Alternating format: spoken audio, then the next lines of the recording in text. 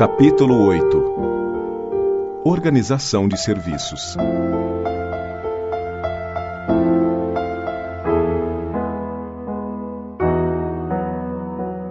Decorridas algumas semanas de tratamento ativo, saí pela primeira vez em companhia de Lísias.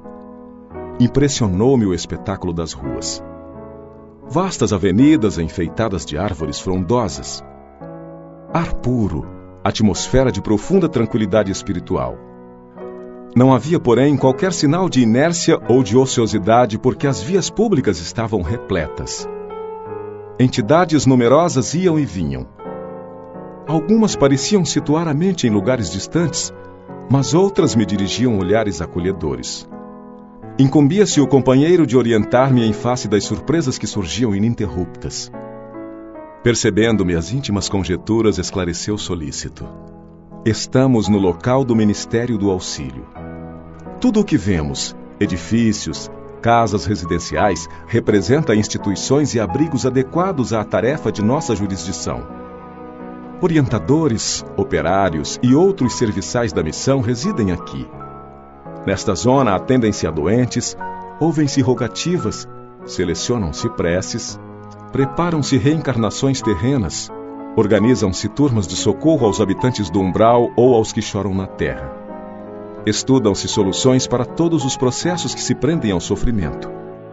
Há então em nosso lar o Ministério do Auxílio? Perguntei. Como não?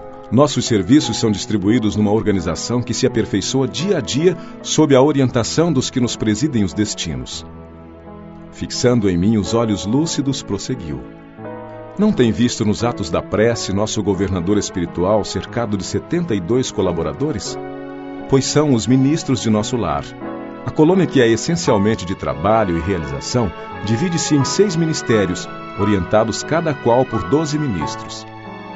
Temos os ministérios da regeneração, do auxílio, da comunicação, do esclarecimento, da elevação e da união divina. Os 4 primeiros nos aproximam das esferas terrestres.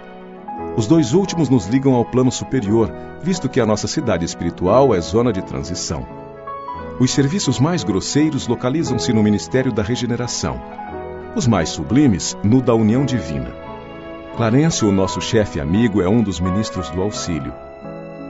Valendo-me da pausa natural, exclamei comovido.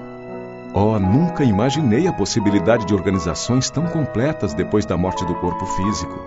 Sim, esclareceu Lísias. O véu da ilusão é muito denso nos círculos carnais. O homem vulgar ignora que toda manifestação de ordem no mundo procede do plano superior. A natureza agreste transforma-se em jardim quando orientada pela mente do homem, e o pensamento humano, selvagem na criatura primitiva, transforma-se em potencial criador quando inspirado pelas mentes que funcionam nas esferas mais altas. Nenhuma organização útil se materializa na crosta terrena sem que seus raios iniciais partam de cima. Mas nosso lar terá igualmente uma história como as grandes cidades planetárias? Sem dúvida. Os planos vizinhos da esfera terráquea possuem igualmente natureza específica. Nosso lar é a antiga fundação de portugueses distintos desencarnados no Brasil no século XVI.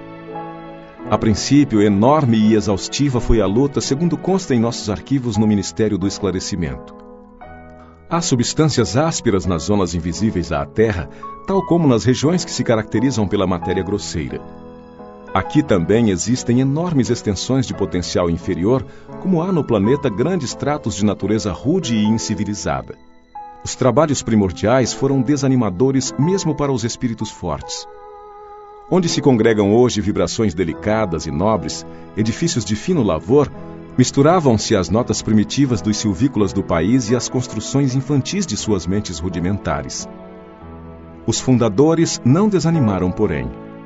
Prosseguiram na obra, copiando o esforço dos europeus que chegavam à esfera material apenas com a diferença de que por lá se empregava a violência, a guerra, a escravidão.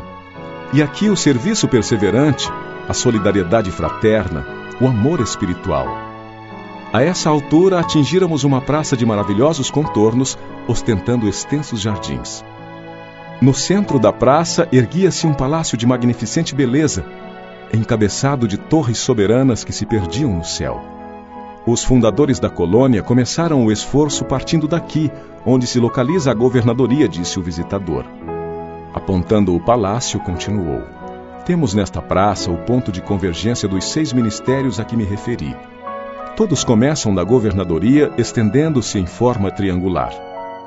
E, respeitoso, comentou. Ali vive o nosso abnegado orientador. Nos trabalhos administrativos, utiliza ele a colaboração de 3.000 funcionários. Entretanto, é ele o trabalhador mais infatigável e mais fiel que todos nós reunidos. Os ministros costumam excursionar noutras esferas, renovando energias e valorizando conhecimentos.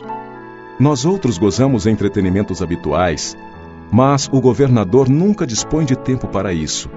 Faz questão que descansemos, obriga-nos a férias periódicas, ao passo que ele mesmo quase nunca repousa, mesmo no que concerne às horas de sono.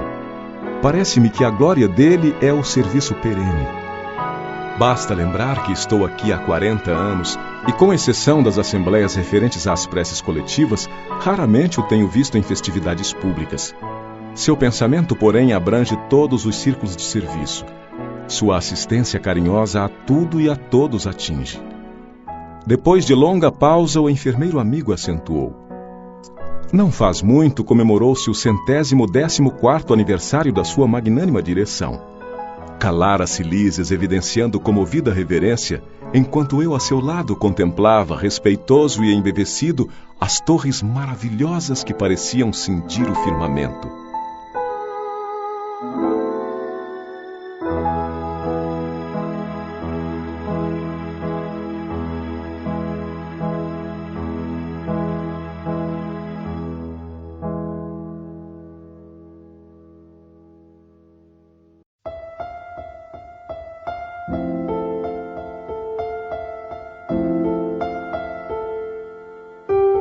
Capítulo 9. Problema de alimentação.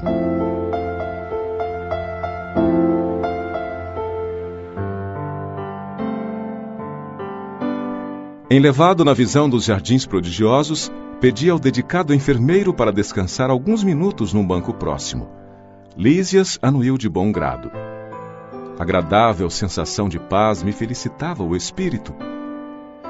Caprichosos repuxos de água colorida zigue-zagueavam no ar, formando figuras encantadoras.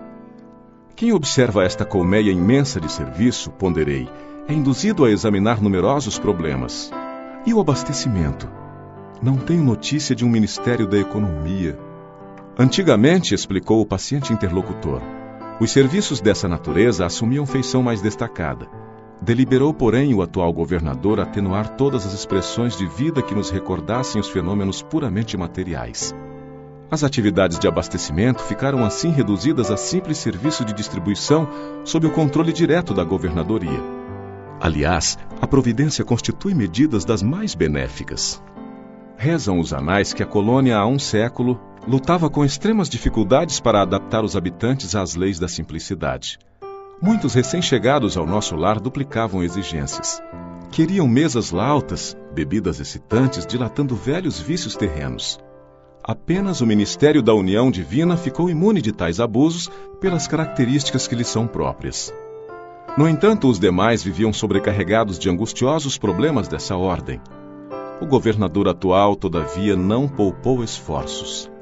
Tão logo assumiu obrigações administrativas, adotou providências justas. Antigos missionários daqui puseram-me ao corrente de curiosos acontecimentos. Disseram-me que, a pedido da governadoria, vieram 200 instrutores de uma esfera muito elevada a fim de espalharem novos conhecimentos relativos à ciência da respiração e da absorção de princípios vitais da atmosfera. Realizaram-se assembleias numerosas. Alguns colaboradores técnicos de nosso lar manifestavam-se contrários, alegando que a cidade é de transição e que não seria justo nem possível desambientar imediatamente os homens desencarnados mediante exigências desse teor sem grave perigo para suas organizações espirituais. O governador, contudo, não desanimou. Prosseguiram as reuniões, providências e atividades durante 30 anos consecutivos. Algumas entidades eminentes chegaram a formular protestos de caráter público reclamando. Por mais de 10 vezes, o Ministério do Auxílio esteve superlotado de enfermos, onde se confessavam vítimas do novo sistema de alimentação deficiente. Nesses períodos, os opositores da redução multiplicavam acusações. O governador, porém, jamais castigou alguém. Convocava os adversários da medida a palácio e expunha-lhes paternalmente os projetos e finalidades do regime.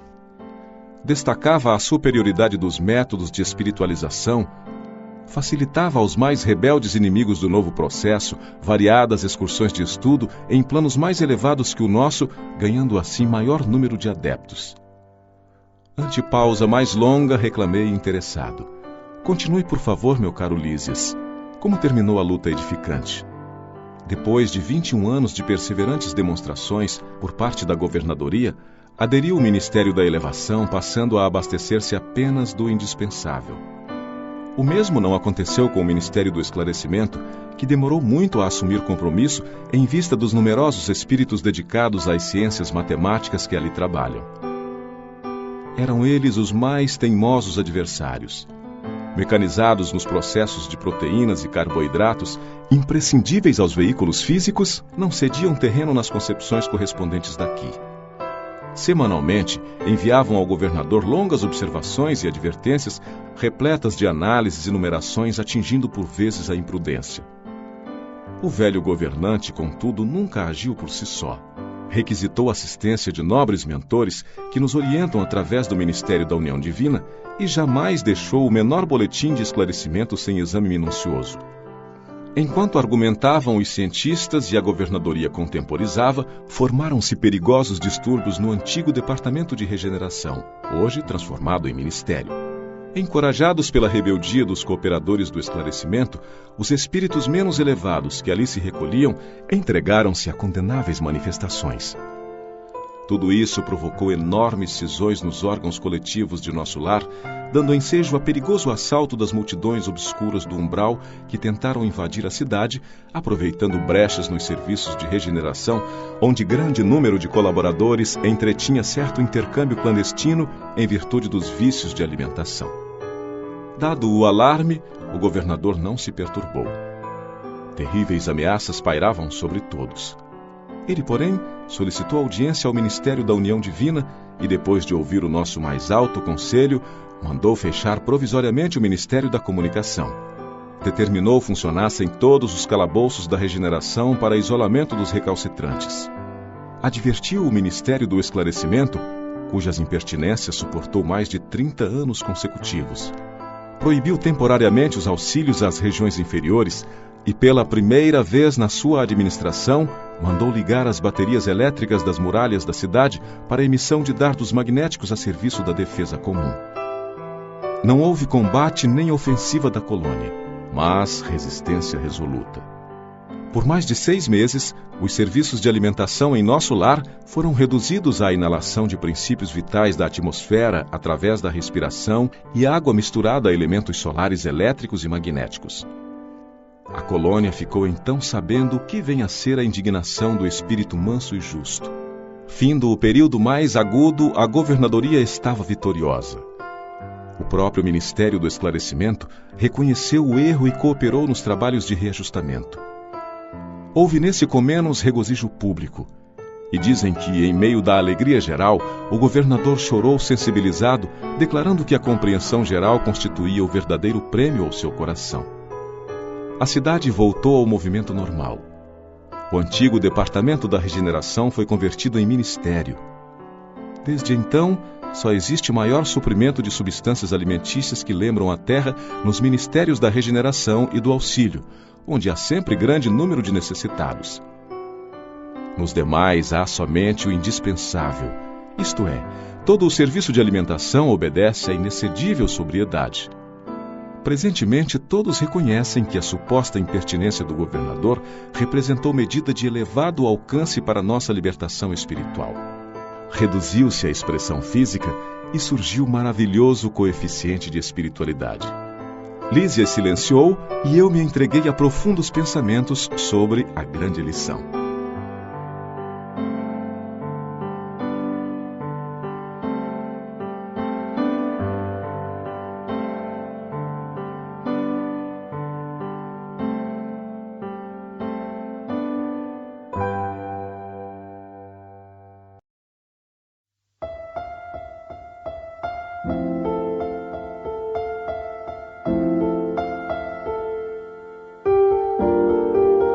Capítulo 10. No Bosque das Águas.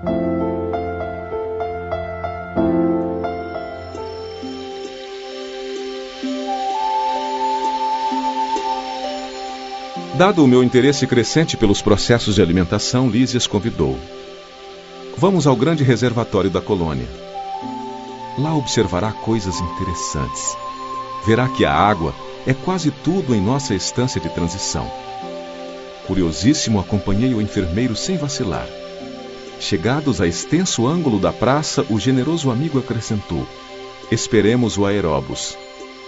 Mal me refazia da surpresa quando surgiu grande carro suspenso do solo a uma altura de 5 metros mais ou menos e repleto de passageiros. Ao descer até nós à maneira de um elevador terrestre, examinei-o com atenção. Não era máquina conhecida na Terra. Constituída de material muito flexível, tinha enorme comprimento, parecendo ligada a fios invisíveis em virtude do grande número de antenas na tolda. Mais tarde, confirmei minhas suposições visitando as grandes oficinas do Serviço de Trânsito e Transporte. Lísias não me deu tempo a indagações. Aboletados convenientemente no recinto confortável, seguimos silenciosos. Experimentava a timidez natural do homem desambientado entre desconhecidos. A velocidade era tanta que não permitia fixar os detalhes das construções escalonadas no extenso percurso. A distância não era pequena, porque só depois de 40 minutos, incluindo ligeiras paradas de 3 em 3 quilômetros, me convidou Lísias a descer sorridente e calmo. Deslumbrou-me o panorama de belezas sublimes. O bosque em floração maravilhosa embalsamava o vento fresco de inebriante perfume. Tudo em prodígio de cores e luzes cariciosas. Entre margens bordadas de grama viçosa, toda esmaltada de azulíneas flores, deslizava um rio de grandes proporções. A corrente rolava tranquila, mas tão cristalina que parecia tonalizada em matiz celeste em vista dos reflexos do firmamento. Estradas largas cortavam a verdura da paisagem. Plantadas a espaços regulares, árvores frondosas ofereciam sombra amiga à maneira de pousos deliciosos na claridade do sol confortador. Bancos de caprichosos formatos convidavam ao descanso. Notando o meu deslumbramento, Lísias explicou: estamos no Bosque das Águas. Temos aqui uma das mais belas regiões de nosso lar. Trata-se de um dos locais prediletos para as excursões dos amantes que aqui vêm tecer as mais lindas promessas de amor e fidelidade para as experiências da terra. A observação ensejava considerações muito interessantes, mas Lísias não me deu aso a perguntas nesse particular. Indicando um edifício de enormes proporções, esclareceu: ali é o grande reservatório da colônia. Todo o volume do Rio Azul que temos à vista é absorvido em caixas imensas de distribuição. As águas que servem a todas as atividades da colônia partem daqui. Em seguida, reúnem-se novamente abaixo dos serviços da regeneração e voltam a constituir o rio que prossegue o curso normal rumo ao grande oceano de substâncias invisíveis para a Terra. Percebendo minha indagação íntima, acrescentou: com efeito, a água aqui tem outra densidade, muito mais tênue, pura, quase fluídica. Notando as magníficas construções que me fronteavam, interroguei: a que ministério está afeto o serviço de distribuição? Imagine, elucidou Lísias, que este é um dos raros serviços materiais do Ministério da União Divina. Que diz? Perguntei, ignorando como conciliar uma e outra coisa. O visitador sorriu e obtemperou prazenteiro. Na Terra, quase ninguém cogita seriamente de conhecer a importância da água. Em nosso lar, contudo, outros são os conhecimentos. Nos círculos religiosos do planeta, ensinam que o Senhor criou as águas. Ora, é lógico que todo serviço criado precisa de energias e braços para ser convenientemente mantido. Nesta cidade espiritual, aprendemos a agradecer ao Pai e aos seus divinos colaboradores semelhante dádiva. Conhecendo-a mais intimamente, sabemos que a água é veículo dos mais poderosos para os fluidos de qualquer natureza. Aqui ela é empregada sobretudo como alimento e remédio. Há repartições no Ministério do Auxílio absolutamente consagradas à manipulação de água pura, com certos princípios suscetíveis de serem captados na luz do sol e no magnetismo espiritual. Na maioria das regiões da extensa colônia, o sistema de alimentação tem aí suas bases. Acontece, porém, que só os ministros da união divina são detentores do maior padrão de espiritualidade superior entre nós, cabendo-lhes a magnetização geral das águas do Rio Azul, a fim de que sirvam a todos os habitantes de nosso lar com a pureza imprescindível. Fazem eles o serviço inicial de limpeza e os institutos realizam trabalhos específicos no suprimento de substâncias alimentares e curativas. Quando os diversos fios da corrente se reúnem de novo, no ponto longínquo oposto a este bosque, ausenta-se o rio de nossa zona, conduzindo em seu seio nossas qualidades espirituais. Eu estava embevecido com as explicações. No planeta, objetei, jamais recebi elucidações desta natureza. O homem é desatento há muitos séculos, tornou Lísias. O mar equilibra-lhe a moradia planetária. O elemento aquoso fornece-lhe o corpo físico. A chuva dá-lhe o pão. O rio organiza-lhe a cidade. A presença da água oferece-lhe a bênção do lar e do serviço. Entretanto, ele sempre se julga o absoluto dominador do mundo, esquecendo que é filho do Altíssimo antes de qualquer consideração. Virá tempo, contudo, em que copiará nossos serviços, encarecendo a importância dessa dádiva do Senhor. Compreenderá então que a água, como fluido criador, absorve em cada lar as características mentais de seus moradores. A água no mundo, meu amigo, não somente carrega os resíduos dos corpos, mas também as expressões de nossa vida mental. Será nociva nas mãos perversas, útil nas mãos generosas. E quando em movimento, sua corrente não só espalhará bênção de vida, mas constituirá igualmente um veículo da providência divina, absorvendo amarguras, ódios e ansiedades dos homens, lavando-lhes a casa material e purificando-lhes a atmosfera íntima. Calou-se o interlocutor em atitude reverente, enquanto meus olhos fixavam a corrente tranquila a despertar-me sublimes pensamentos.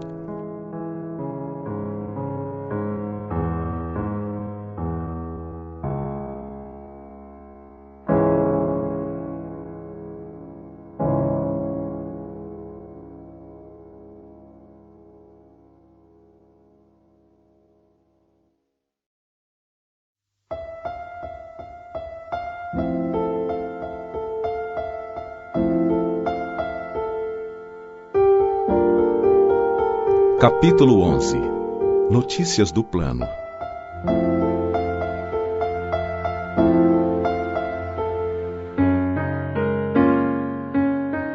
Desejaria meu generoso companheiro facultar-me observações diferentes nos diversos bairros da colônia, mas obrigações imperiosas chamavam-no ao posto. Terá você ocasião de conhecer as diversas regiões dos nossos serviços, exclamou bondosamente. Pois, conforme vê, os ministérios do nosso lar são enormes células de trabalho ativo. Nem mesmo alguns dias de estudo oferecem ensejo à visão detalhada de um só deles. Não lhe faltará oportunidade, porém.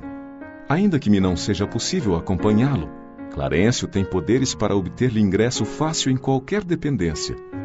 Voltamos ao ponto de passagem do aeróbus que não se fez esperar. Agora sentia-me quase à vontade.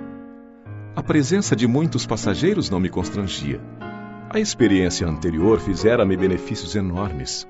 Esfervilhava-me o cérebro de úteis indagações. Interessado em resolvê-las, aproveitei o minuto para valer-me do companheiro quando possível. Lísias, amigo, perguntei. Poderá informar-me se todas as colônias espirituais são idênticas a esta? Os mesmos processos, as mesmas características? De modo algum. Se nas esferas materiais cada região e cada estabelecimento revelam traços peculiares, imagine a multiplicidade de condições em nossos planos. Aqui, tal como na Terra, as criaturas se identificam pelas fontes comuns de origem e pela grandeza dos fins que devem atingir. Mas importa considerar que cada colônia, como cada entidade, permanece em degraus diferentes na grande ascensão. Todas as experiências de grupo diversificam-se entre si, e nosso lar constitui uma experiência coletiva dessa natureza. Segundo nossos arquivos, muitas vezes os que nos antecederam buscaram inspiração nos trabalhos de abnegados trabalhadores de outras esferas. Em compensação, outros agrupamentos buscam o nosso concurso para outras colônias em formação. Cada organização, todavia, apresenta particularidades essenciais. Observando que o intervalo se fazia mais longo, interroguei: partiu daqui a interessante formação de ministérios? Sim, os missionários da criação de nosso lar visitaram os serviços de Alvorada Nova, uma das colônias espirituais mais importantes que nos circunvizinham. E ali encontraram a divisão por departamentos. Adotaram o processo, mas substituíram a palavra departamento por ministério, com exceção dos serviços regeneradores que somente com o governador atual conseguiram elevação. Assim procederam considerando que a organização em ministérios é mais expressiva como definição de espiritualidade. Muito bem, acrescentei. E não é tudo, prosseguiu o enfermeiro atencioso. A instituição é eminentemente rigorosa no que concerne à ordem e à hierarquia. Nenhuma condição de destaque é concedida aqui a título de favor. Somente 4 entidades conseguiram ingressar com responsabilidade definida no curso de 10 anos no Ministério da União Divina. Em geral, todos nós, decorrido longo estágio de serviço e aprendizado, voltamos a reencarnar para atividades de aperfeiçoamento. Enquanto eu ouvia essas informações, justamente curioso, Lísias continuava. Quando os recém-chegados das zonas inferiores do umbral se revelam aptos a receber cooperação fraterna, demoram no Ministério do Auxílio. Quando, porém, se mostram refratários, são encaminhados ao Ministério da Regeneração. Se revelam proveito com o correr do tempo, são admitidos aos trabalhos de auxílio, comunicação e esclarecimento, a fim de se prepararem com eficiência para futuras tarefas planetárias. Somente alguns conseguem atividade prolongada no Ministério da Elevação, e raríssimos em cada 10 anos os que alcançam intimidade nos trabalhos da União Divina. E não suponha que os testemunhos sejam vagas expressões de atividade idealista. Já não estamos na esfera do globo onde o desencarnado é promovido compulsoriamente a fantasma. Vivemos em círculo de demonstrações ativas. As tarefas de auxílio são laboriosas e complicadas. Os deveres no Ministério da Regeneração constituem testemunhos pesadíssimos. Os trabalhos na comunicação exigem alta noção da responsabilidade individual. Os campos do esclarecimento requisitam grande capacidade de trabalho e valores intelectuais profundos. O Ministério da Elevação pede renúncia e iluminação. As atividades da União Divina requerem conhecimento justo e sincera aplicação do amor universal. A governadoria, por sua vez, é sede movimentada de todos os assuntos administrativos. Numerosos serviços de controle direto, como por exemplo o de alimentação, distribuição de energias elétricas, trânsito, transporte e outros. Aqui, em verdade, a lei do descanso é rigorosamente observada, para que determinados servidores não fiquem mais sobrecarregados que outros. Mas a lei do trabalho é também rigorosamente cumprida. No que concerne ao repouso, a única exceção é o próprio governador, que nunca aproveita o que lhe toca nesse terreno. Mas nunca se ausenta ele do palácio? Interroguei. Somente nas ocasiões que o bem público o exige. A não ser em obediência a esse imperativo, o governador vai semanalmente ao Ministério da Regeneração, que representa a zona de nosso lar, onde há maior número de perturbações, dada a sintonia de muitos dos seus abrigados com os irmãos do umbral. Numerosas multidões de espíritos desviados ali se encontram recolhidas. Aproveita ele, pois, as tardes de domingo, depois de orar com a cidade no grande templo da governadoria, para cooperar com os ministros da regeneração, atendendo-lhes os difíceis problemas de trabalho. Nesse mistério, priva-se às vezes de alegrias sagradas, amparando a desorientados e sofredores. Deixara-nos o aeróbus nas vizinhanças do hospital, onde me aguardava o aposento confortador. Em plena via pública, ouviam-se, tal qual observara à saída, belas melodias atravessando o ar. Notando-me a expressão indagadora, Lísias explicou fraternalmente. Essas músicas procedem das oficinas onde trabalham os habitantes de nosso lar. Após consecutivas observações, reconheceu a governadoria que a música intensifica o rendimento do serviço em todos os setores de esforço construtivo.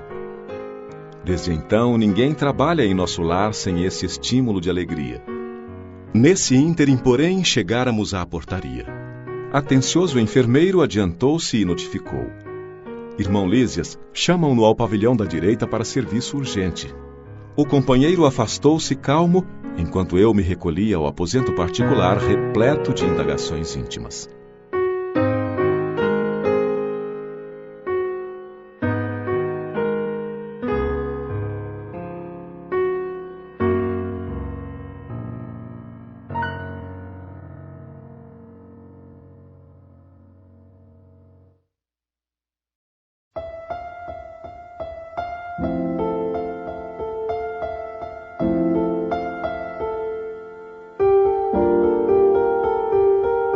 Capítulo 12. O Umbral.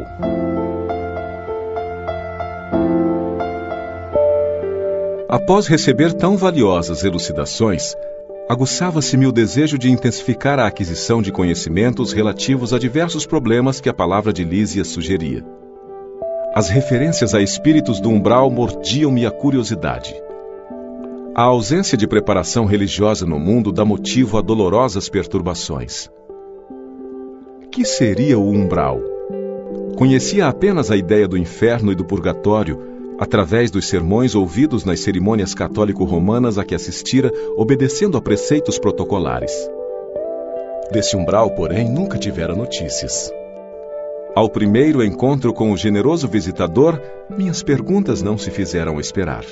Lísias ouviu-me atencioso e replicou: Ora, ora, pois você andou detido por lá tanto tempo e não conhece a região?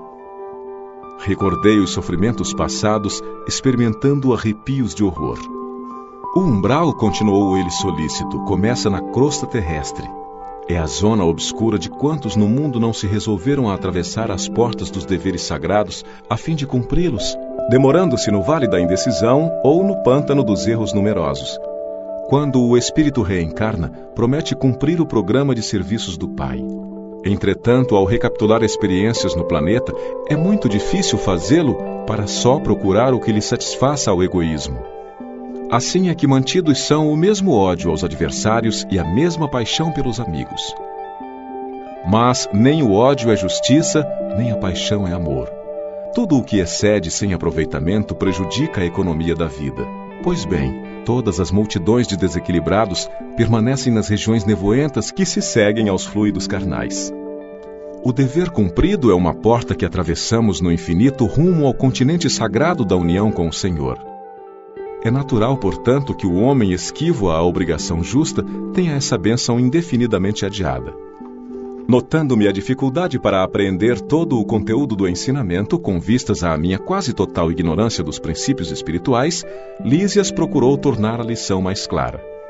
Imagine que cada um de nós, renascendo no planeta, somos portadores de um fato sujo para lavar no tanque da vida humana. Essa roupa imunda é o corpo causal tecido por nossas mãos nas experiências anteriores. Compartilhando de novo as bênçãos da oportunidade terrestre, esquecemos, porém, o objetivo essencial e, ao invés de nos purificarmos pelo esforço da lavagem, manchamo-nos ainda mais, contraindo novos laços e encarcerando-nos a nós mesmos em verdadeira escravidão. Ora, se ao voltarmos ao mundo procurávamos um meio de fugir à sujidade pelo desacordo de nossa situação com o meio elevado, como regressar a esse mesmo ambiente luminoso em piores condições? O umbral funciona, portanto, como região destinada a esgotamento de resíduos mentais. Uma espécie de zona purgatorial, onde se queima a prestações o material deteriorado das ilusões que a criatura adquiriu por atacado, menosprezando o sublime ensejo de uma existência terrena. A imagem não podia ser mais clara, mais convincente. Não havia como disfarçar minha justa admiração.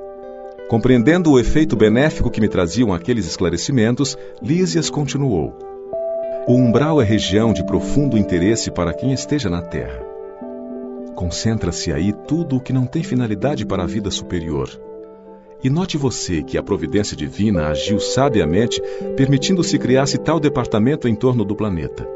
Há legiões compactas de almas irresolutas e ignorantes, que não são suficientemente perversas para serem enviadas a colônias de reparação mais dolorosa, nem bastante nobres para serem conduzidas a planos de elevação.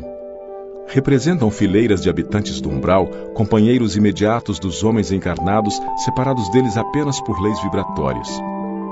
Não é de estranhar, portanto, que semelhantes lugares se caracterizem por grandes perturbações. Lá vivem, agrupam-se os revoltados de toda a espécie. Formam igualmente núcleos invisíveis de notável poder pela concentração das tendências e desejos gerais. Muita gente da Terra não recorda que se desespera quando o carteiro não vem, quando o comboio não aparece? Pois o umbral está repleto de desesperados. Por não encontrarem o Senhor à disposição dos seus caprichos, após a morte do corpo físico e sentindo que a coroa da vida eterna é a glória intransferível dos que trabalham com o Pai, essas criaturas se revelam e demoram em mesquinhas edificações.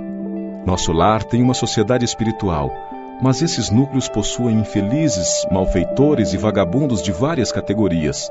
É zona de verdugos e vítimas, de exploradores e explorados. Valendo-me da pausa que se fizera espontânea, exclamei impressionado: como explicar? Então não há por lá defesa, organização? Sorriu o interlocutor esclarecendo: organização é atributo dos espíritos organizados. Que quer você? A zona inferior a que nos referimos é qual a casa onde não há pão. Todos gritam e ninguém tem razão. O viajante distraído perde o comboio. O agricultor que não semeou não pode colher. Uma certeza, porém, posso dar-lhe: não obstante as sombras e angústias do umbral, nunca faltou lá a proteção divina. Cada espírito lá permanece o tempo que se faça necessário. Para isso, meu amigo, permitiu o Senhor se erigissem muitas colônias como esta, consagradas ao trabalho e ao socorro espiritual. Creio então, observei, que essa esfera se mistura quase com a esfera dos homens. Sim, confirmou o dedicado amigo. E é nessa zona que se estendem os fios invisíveis que ligam as mentes humanas entre si.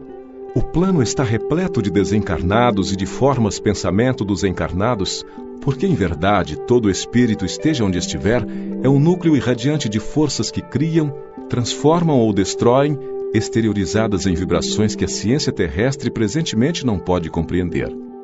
Quem pensa está fazendo alguma coisa a alhures. E é pelo pensamento que os homens encontram no umbral os companheiros que afinam com as tendências de cada um. Toda alma é um ímã poderoso. Há uma extensa humanidade invisível que se segue à humanidade visível. As missões mais laboriosas do Ministério do Auxílio são constituídas por abnegados servidores no umbral.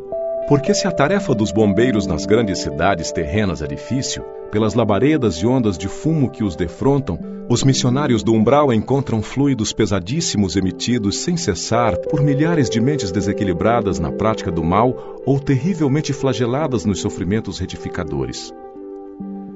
É necessário muita coragem e muita renúncia para ajudar a quem nada compreende do auxílio que se lhe oferece. Interromper Silísias. Sumamente impressionado, exclamei: ah, como desejo trabalhar junto dessas legiões de infelizes, levando-lhes o pão espiritual do esclarecimento. O enfermeiro amigo fixou-me bondosamente e, depois de meditar em silêncio por largos instantes, acentuou ao despedir-se: será que você se sente com o preparo indispensável a semelhante serviço?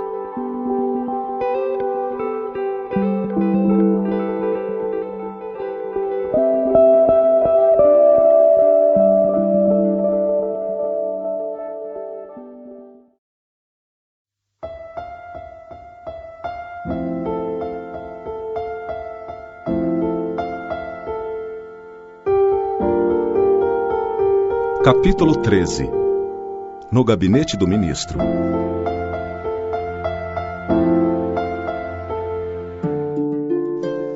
Com as melhoras crescentes, surgia a necessidade de movimentação e trabalho.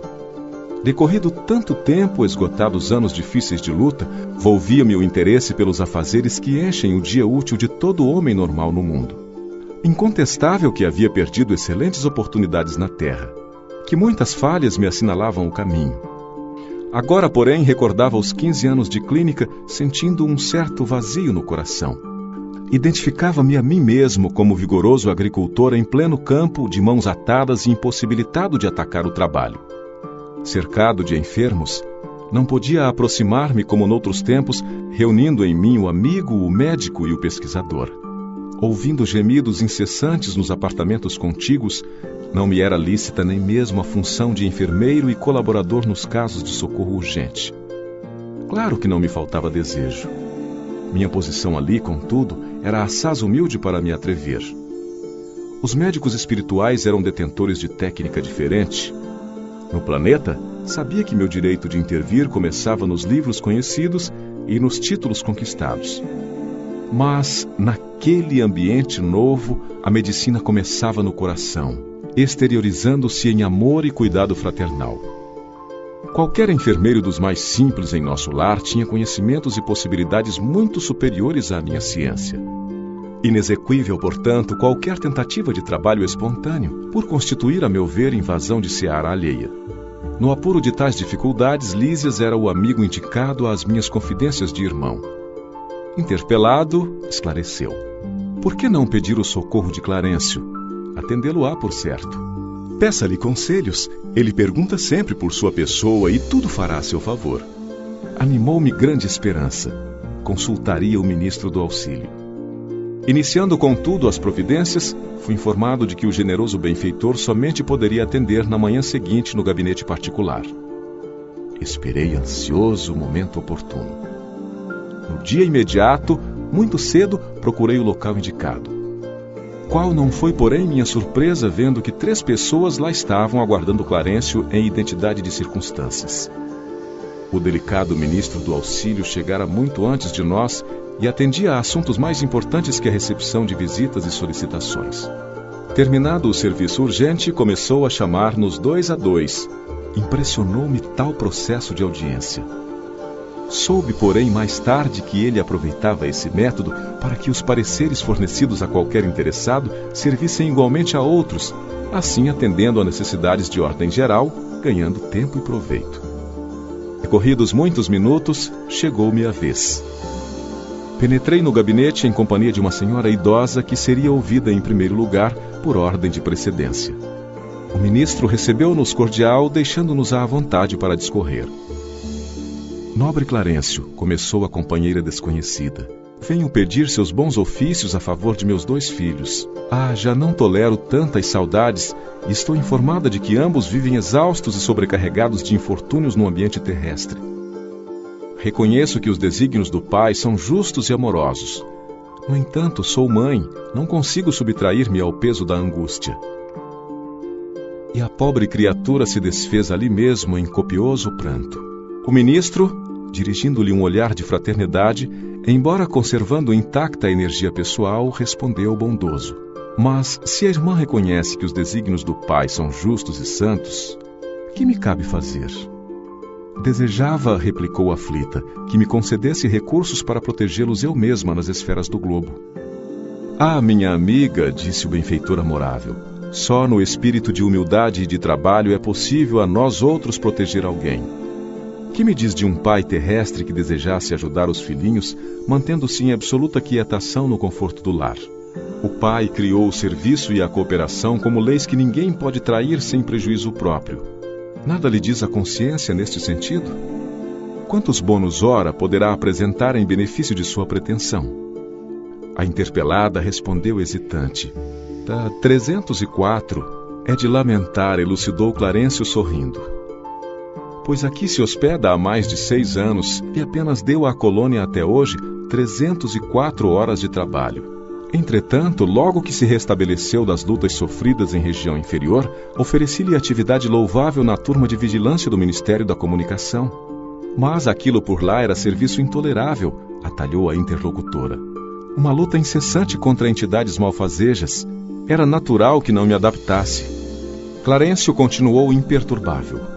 Coloquei-a depois entre os irmãos da suportação nas tarefas regeneradoras.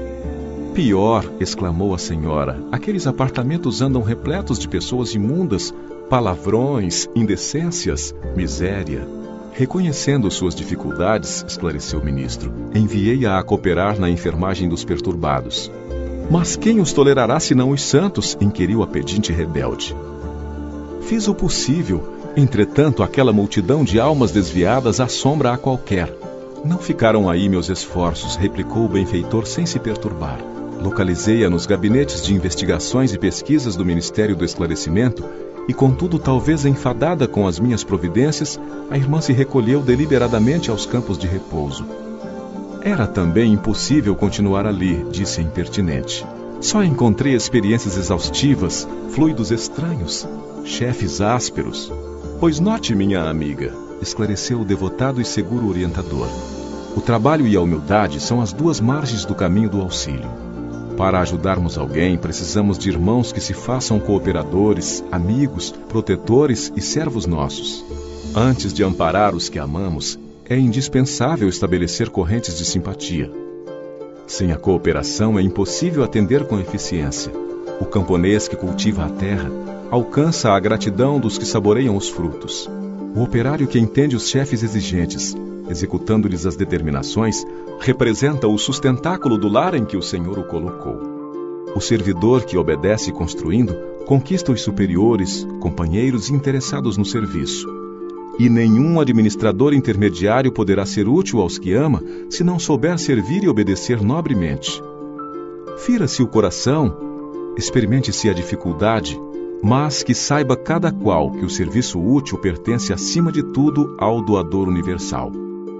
Depois de pequena pausa, continuou: Que fará, pois, na terra se não aprendeu ainda a suportar coisa alguma? Não duvido da sua dedicação aos filhos queridos, mas importa notar que haveria de comparecer por lá como mãe paralítica incapaz de prestar socorro justo. Para que qualquer de nós alcance a alegria de auxiliar os amados, faz-se necessária a interferência de muitos a quem tenhamos ajudado por nossa vez. Os que não cooperam não recebem cooperação. Isso é da lei eterna. E se minha irmã nada acumulou de seu para dar, é justo que procure a contribuição amorosa dos outros.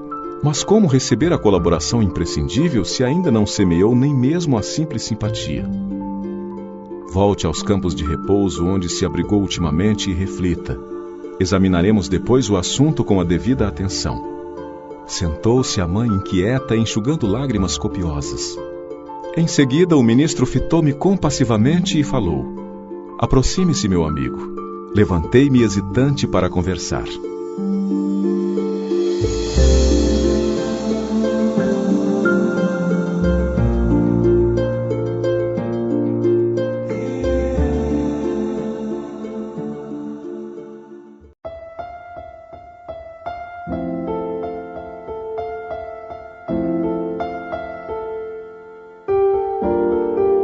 Capítulo 14.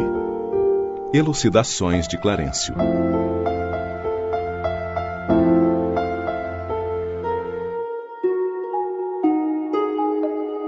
Pulsava-me precípite o coração, fazendo-me lembrar o aprendiz bisonho diante de examinadores rigorosos. Vendo aquela mulher em lágrimas e ponderando a energia serena do ministro do auxílio, tremia dentro de mim mesmo, arrependido de haver provocado aquela audiência. Não seria melhor calar, aprendendo a esperar deliberações superiores? Não seria presunção descabida pedir atribuições de médico naquela casa, onde permanecia como enfermo? A sinceridade de Clarencio para com a irmã que me antecedera despertara-me raciocínios novos. Quis desistir, renunciar ao desejo da véspera e voltar ao aposento, mas era impossível. O ministro do auxílio, como se adivinhasse meus propósitos mais íntimos, exclamou em tom firme. Pronto a ouvi-lo. Ia solicitar instintivamente qualquer serviço médico em nosso lar, embora a indecisão que me dominava. Entretanto, a consciência me advertia. Por que referir-se a serviço especializado? Não seria repetir os erros humanos, dentro dos quais a vaidade não tolera outro gênero de atividade, senão o correspondente aos preconceitos dos títulos nobiliárquicos ou acadêmicos? Esta ideia equilibrava-me a tempo. Bastante confundido, falei. Tomei a liberdade de vir até aqui rogar seus bons ofícios para que me reintegre no trabalho. Ando saudoso dos meus mistérios, agora que a generosidade do nosso lar me reconduziu à bênção da harmonia orgânica. Qualquer trabalho útil me interessa desde que me afaste da inação. Clarencio fitou-me longamente como a identificar-me as intenções mais íntimas. Já sei, verbalmente pede qualquer gênero de tarefa, mas no fundo sente falta dos seus clientes, do seu gabinete, da paisagem de serviço com que o Senhor honrou sua personalidade na terra. Até aí as palavras dele eram jatos de conforto e esperança que eu recebia no coração com gestos confirmativos. Depois de uma pausa mais longa, porém, o ministro prosseguiu. Convém notar, todavia, que às vezes o Pai nos honra com sua confiança e nós desvirtuamos os verdadeiros títulos de serviço. Você foi médico na terra, cercado de todas as facilidades no capítulo dos estudos. Nunca soube o preço de um livro, porque seus pais generosos lhe custeavam todas as despesas. Logo depois de graduado, começou a receber proventos compensadores. Não teve sequer as dificuldades do médico pobre, compelido a mobilizar relações afetivas para fazer clínica. Prosperou tão rapidamente que transformou facilidades conquistadas em carreira para a morte prematura do corpo. Enquanto moço e sadio, cometeu numerosos abusos dentro do quadro de trabalho a que Jesus o conduziu. Ante aquele olhar firme e bondoso ao mesmo tempo, estranha perturbação apossara-se de mim. Respeitosamente ponderei. Reconheço a procedência das observações, mas, se possível, estimaria obter meios de resgatar meus débitos, consagrando-me sinceramente aos enfermos deste parque hospitalar. Impulso muito nobre, disse Clarencio sem austeridade. Contudo, é preciso convir que toda tarefa na terra, no campo das profissões, é convite do Pai para que o homem penetre os templos divinos do trabalho. O título, para nós, é simplesmente uma ficha. Mas no mundo costuma representar uma porta aberta a todos os disparates. Com essa ficha, o homem fica habilitado a aprender nobremente e a servir ao Senhor no quadro de seus divinos serviços no planeta. Tal princípio é aplicável a todas as atividades terrestres, excluída a convenção dos setores nos quais se desdobrem.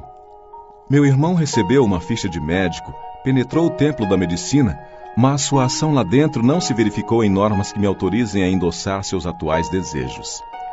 Como transformá-lo de um momento para outro em médico de espíritos enfermos, quando fez questão de circunscrever observações exclusivamente à esfera do corpo físico? Não nego sua capacidade de excelente fisiologista, mas o campo da vida é muito extenso. Que me diz de um botânico que alinhasse definições apenas com o exame das cascas secas de algumas árvores? Grande número de médicos na Terra prefere apenas a conclusão matemática diante dos serviços de anatomia. Concordemos que a matemática é respeitável, mas não é a única ciência do universo. Como reconhece agora, o médico não pode estacionar em diagnósticos e terminologias. Há que penetrar a alma, sondar-lhe as profundezas. Muitos profissionais da medicina no planeta são prisioneiros das salas acadêmicas porque a vaidade lhes roubou a chave do cárcere. Raros conseguem atravessar o pântano dos interesses inferiores, sobrepor-se a preconceitos comuns, e para essas exceções reservam-se as zombarias do mundo e o escárnio dos companheiros. Fiquei atônito. Não conhecia tais noções de responsabilidade profissional. Assombrava-me a interpretação do título acadêmico reduzido à ficha de ingresso em zonas de trabalho para a cooperação ativa com o Senhor Supremo. Incapaz de intervir, aguardei que o ministro do auxílio retomasse o fio das elucidações. Conforme deduz, continuou ele, não se preparou convenientemente para os nossos serviços aqui. Generoso benfeitor, atrevi-me a dizer, compreendo a lição e curvo-me à evidência. E, fazendo esforço por conter as lágrimas, pedi humilde. Submeto-me a qualquer trabalho nesta colônia de realização e paz.